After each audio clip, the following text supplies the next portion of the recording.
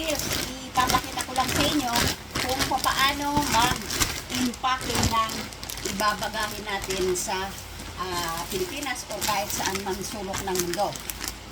Gagamitan natin ng ziplock po na malaki. Bumili tayo ng ziplock na malaki na mayroong ganito at may pambomba.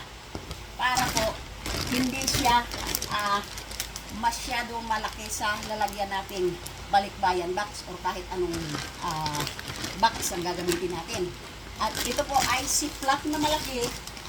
Doble po ang panglock niya at gagamitan natin ito.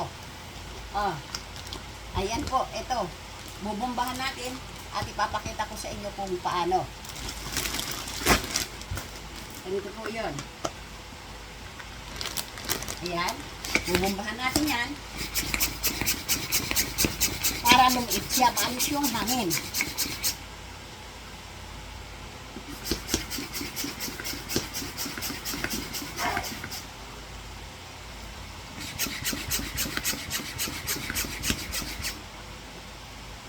Tanggalin na natin to.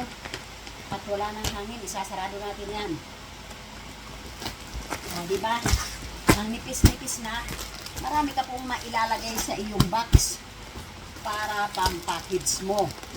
O, diba? Ganun po ang magandang sistema. O, tingnan nyo to.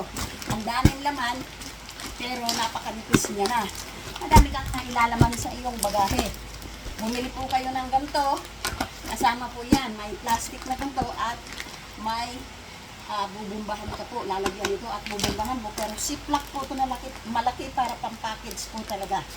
Yan lang po. Diba ang ganda? Madami kang mailalaman sa iyong bagahe. Maraming salamat po sa panonood.